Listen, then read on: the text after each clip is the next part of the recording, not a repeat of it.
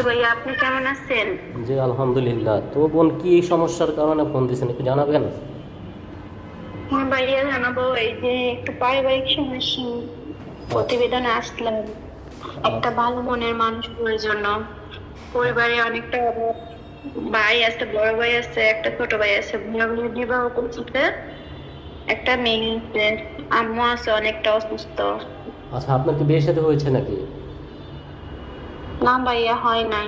ভালো একটা মনের মানুষ পাইলে বিবাহ করবো আর কি। আচ্ছা, তো আমার তো মনে হয়।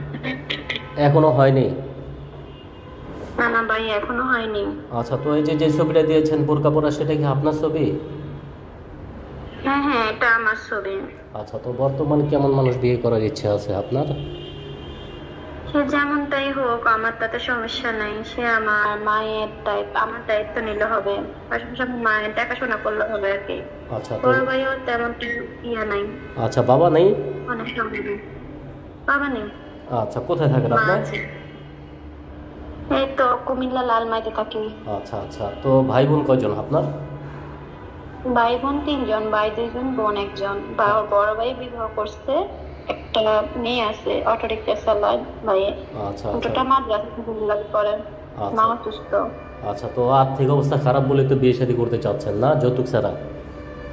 হ্যাঁ হ্যাঁ ভাইয়া, যে আমাকে যৌতুক ছাড়া করবে, আমি তেমন একটা মানুষ চাই, মনের মানুষ। আচ্ছা, তো বর্তমান কোনো ভাই যদি আপনাকে পছন্দ করে অথবা কথা বলতে চায়, কিভাবে কথা বলবে? হ্যাঁ, এই তো আমি যে নাম্বারটা দিছি, সেই নাম্বারটাতে কল দিলে হবে। আচ্ছা, এই নাম্বার কি খোলা থাকবে? হ্যাঁ হ্যাঁ, খোলা থাকবে। আচ্ছা, নাম্বারটা আমরা স্ক্রিনে লিখে দেবো, ঠিক আছে? ঠিক আছে। আচ্ছা, তো আচ্ছা কখন ভাইয়া, বেশি আসসালামু আলাইকুম। আচ্ছা, কখন বেশি আপনি ফ্রি থাকেন?